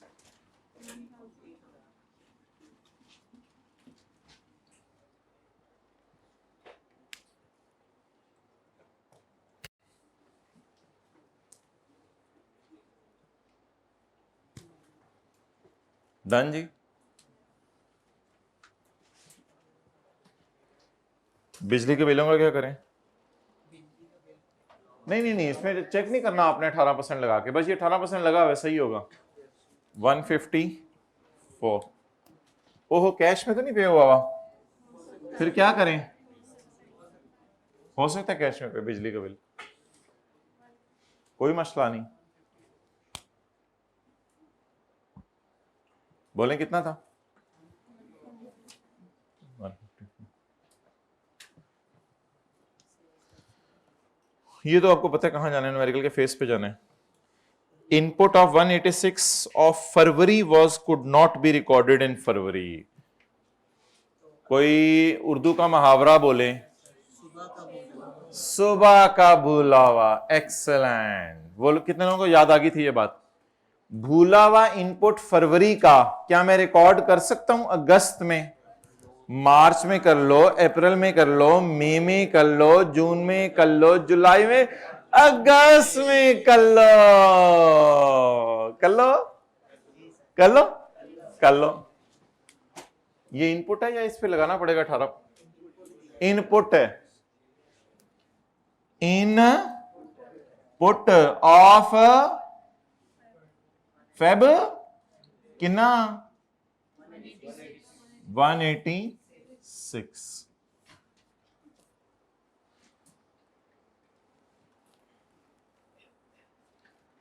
आपने देखा सवाल में हल्का फुल्का कभी थोड़ा सा एक दो चीजें डाल के रोकता है, बाकी सवाल फिर स्मूथ हो जाता है एकदम। ये तकरीबन 2 मिनट के अंदर हमने 6 एडजस्टमेंट, 4 एडजस्टमेंट आखिरी वाली कर ली, कुछ भी नहीं था सवाल के अंदर। ओके, अच्छा जी, अब वर्किंग्स पूरी करें। 1 2 3, तो वर्किंग 1 से शुरू कर दें। 1 पूरी करें इंटू 18%। ये 18 लगा दीजिएगा, ये 18 बाद में बाहर निकल के ना लगाना पड़े। ये 18 लगा दीजिएगा। 5 टोटल करते हैं काली का।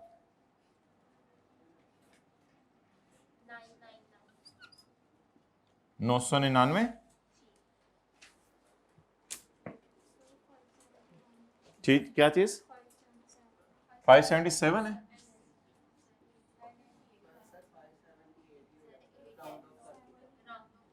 अल्लाह लो तुसी।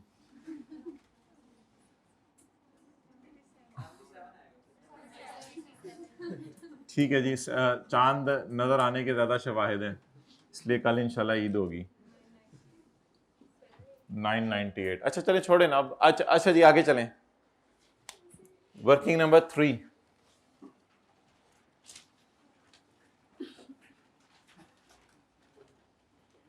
याद डाल दो, याद डाली में। जी माय डियर जी।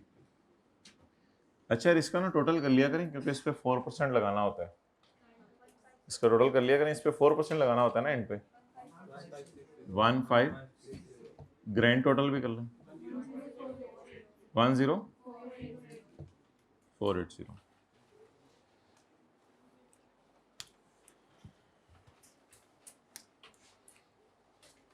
अच्छा जी, अब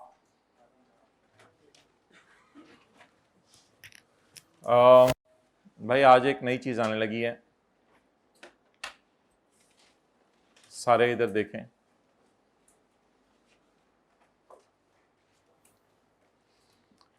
असल में ना इसका इनपुट डेड करना है।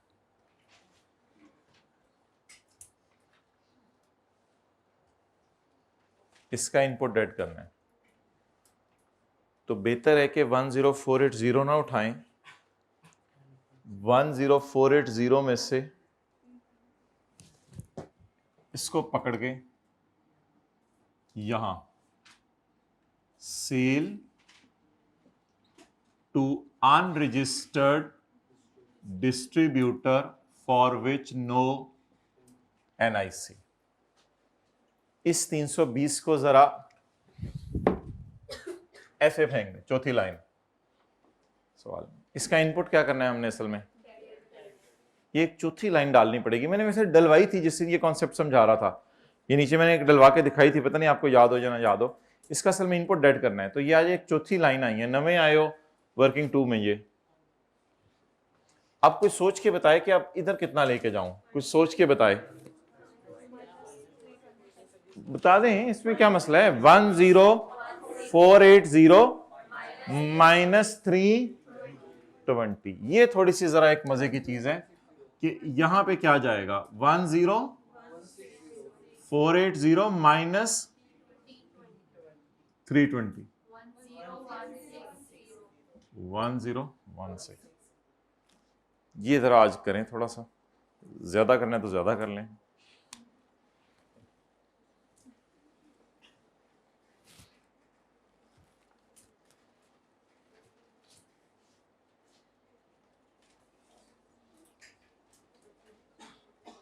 कोई थोड़ी सी बात समझ आइए। बोले ऐसे अनरजिस्टर्ड बंदे को सेल जिसका एनआईसी भी नहीं मांगा हमने, तो हमें इसकी सजा मिलेगी। इसका इनपुट क्या करना पड़ेगा, डेड। उसके लिए फिर एक चौथी लाइन डालें, टैक्सेबल एग्जाम्प्ट और जीरो के दरमियान में कहीं डाल दें, एंड पे डाल दें, बस लाइन डालनी है। डन। चलें, अब इसके ऊपर हेडिंग दे दें सेल। ये पता चल गया ना 10160 कैसे आया, 10480 माइनस 320। टोटल्स कर दें, 15420।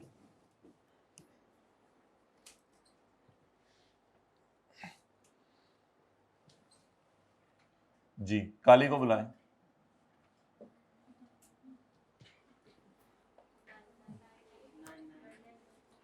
कितना है काली, 998।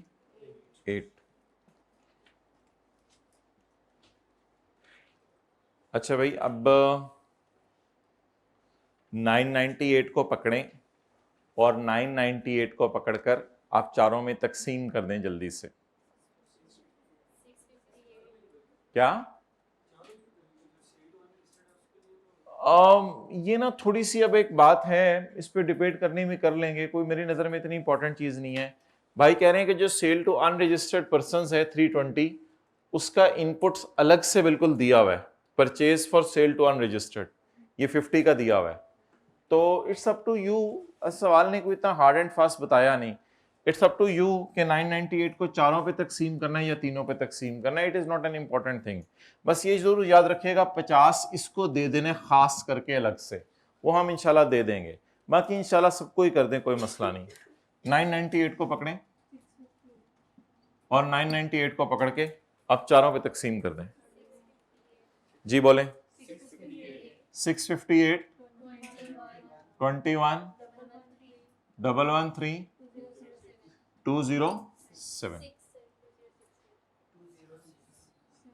7 वो कैलकुलेटर पे आ रहा होगा, 6 इसलिए कह रहे हैं कि ये लोग 998 आ जाए, इससे कोई फर्क नहीं पड़ता। इन छोटी छोटी चीजों के ऊपर जो है क्लास के बाद लड़ा करें, लड़ें जरूर, हम तो नहीं मना करते आपको, लड़ें, गुत्थम गुत्था हो जाए, बाल खींचे एक दूसरे के, लेकिन प्लीज क्लास में नहीं। अच्छा जी, next.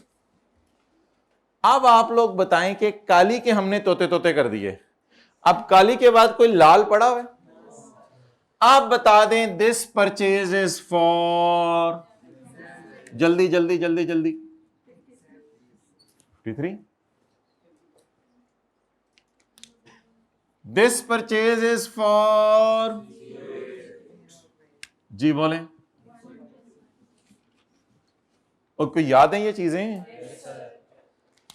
This purchase is for sale to, ये याद है ये तीनों फिगर्स कहां से आई हैं, देख लिए।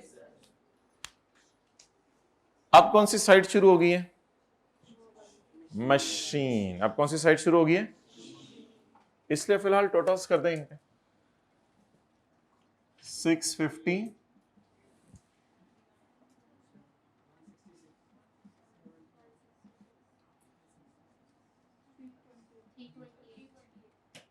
328। ठीक है, पॉज करो, जिसने जाने जाए। मादरत फिर ये लेक्चर मैं अपलोड कर दूंगा, क्योंकि फेस तो मैं पूरा कर लूँगा, अब इतना कुछ खुला हुआ है तो फेस पूरा नहीं होगा तो फिर मसला होगा। जिसने कि इधर उधर क्लास है उसको जाने दें। नहीं, कैमरा इधर ही रखें जरा, पॉज करके। मशीन का करें जी, टोटे टोटे मशीन के।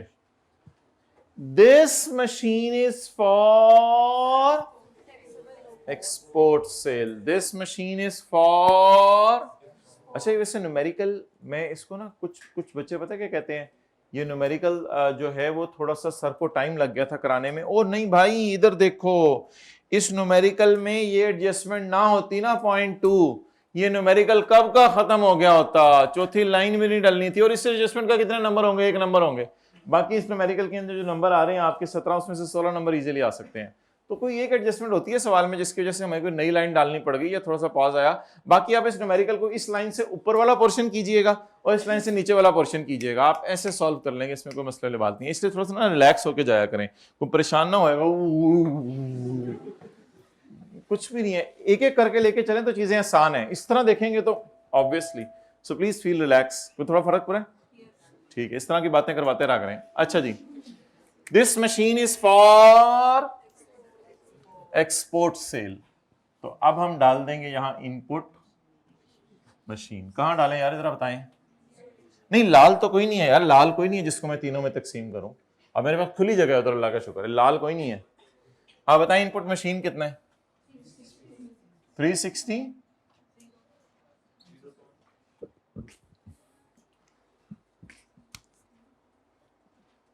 This machine is for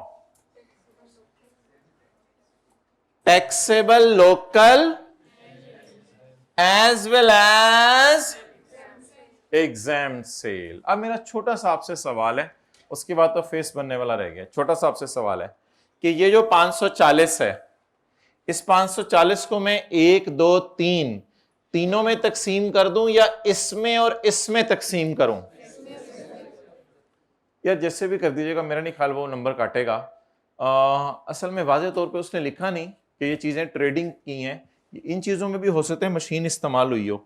ये भी तो अल्लाह का शुक्र है हमारी टैक्सेबल गुड्स की सेल है अनरजिस्टर्ड बंदे को, तो ये भी तो टैक्सेबल लोकल सेल है हमारी। सवाल में लिखा है ना, ये देखिए ना, अब सवाल में लिखा है ना मशीन भी टैक्सेबल लोकल सेल में यूज हो रही है, तो ये भी अल्लाह का शुक्र है टैक्सेबल लोकल सेल है हमारी। तो अब आपकी मर्जी है यार, तीनों पे तकसीम करना है तीनों पे कर दें, दोनों पे करना है दोनों पे कर दें, इसमें कोई मसला नहीं है इतना बड़ा। वैसे मेरा ये मशवरा होना चाहिए कि तीनों पे तकसीम करें, पहला दूसरा तीसरा, लेकिन ठीक है you can on 2 as well, 2 पे भी कर सकते हैं। आइडियल यही था 3 पे तकसीम करें। बहरहाल डिवाइडेड बाय तीनों पे कर दें। यार बहुत टाइम लग जाना है यार, 10160, तो इससे क्या फर्क पड़ता है, बहुत टाइम लग जाना है, ये तो फिर डिसीजन के लिए रेलेवेंट नहीं होता ना। 1740 जरब 10, कुछ समझ आया ना। फिर ये प्रोग्राम अब प्रोग्राम है पूरा, इसको फिर इस तरह कर लें अगर आपने तकसीम करना है तो।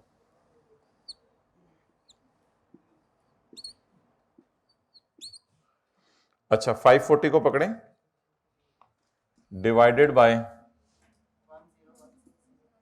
जमा और है जमा जरब, समझ कितना 449। अच्छा 540 डिवाइडेड बाय 10160 जमा 320 जमा 17, समझ आ गया, इज इक्वल टू 14। बाकी इजाजत देते हैं बैलेंसिंग निकालने की। 540 माइनस 440 माइनस 14, टाइम सेव किया 77। ये कोई याद है किसी को, ये एक होती थी, इसको मैंने क्यों नहीं फेंका जीरो रेट सेल में, क्योंकि ये तीनों के लिए डन।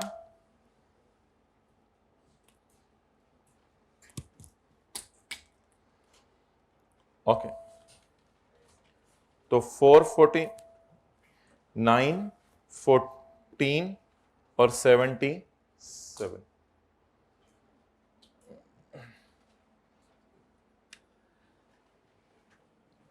जी 449 14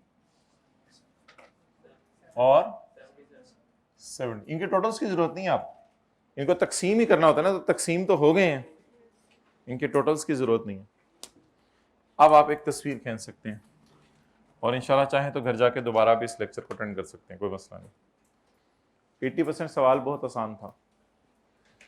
अब फेस में बना देता हूँ, वो तो 1-2 मिनट लगेंगे।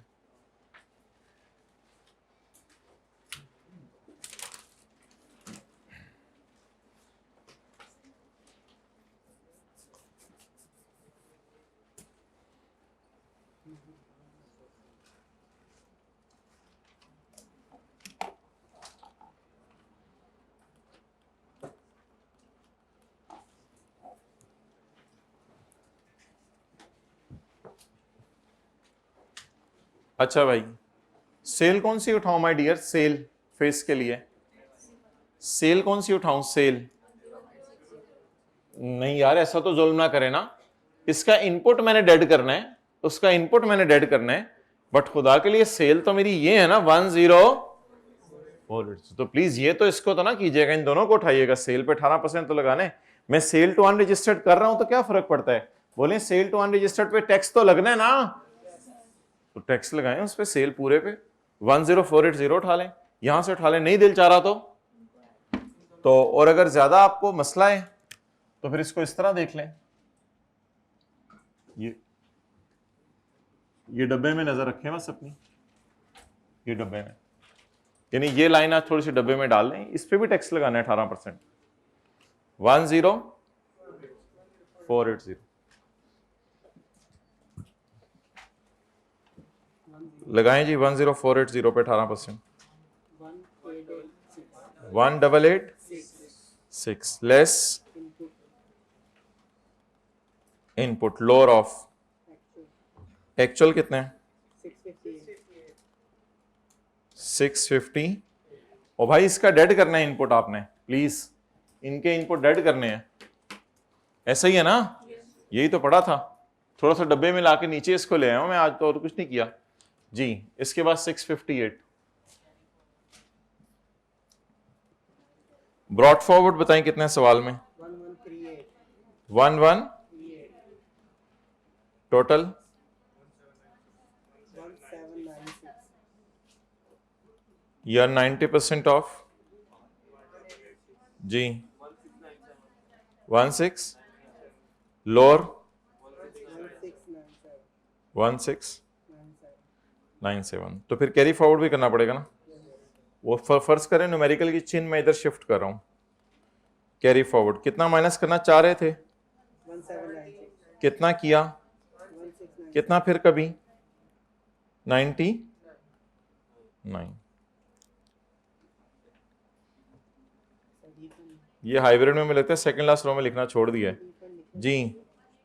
189 less input machine. Input machine कितना जी? 449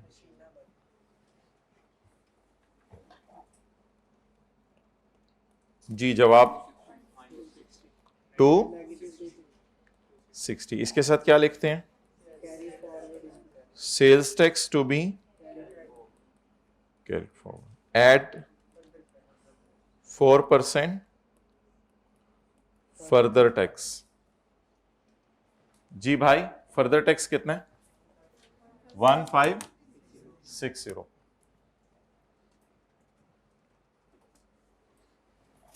लगाएं जी 1560 पे 4%। 60। इसको नेट नहीं करना 260 से प्लीज, सवाल खत्म हुआ। रिफंड बताएं ऑन जीरो रेट। रिफंड बताएं ऑन जीरो रेट।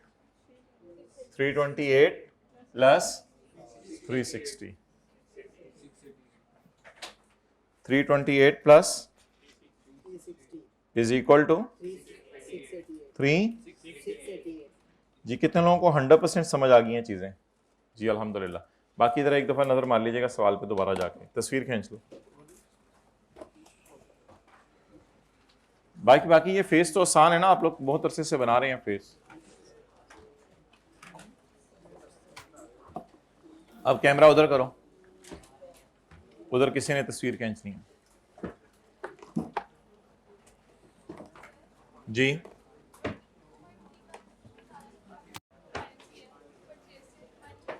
क्योंकि वो लिखा हुआ था कि ये परचेज सिर्फ इसी सेल के लिए है।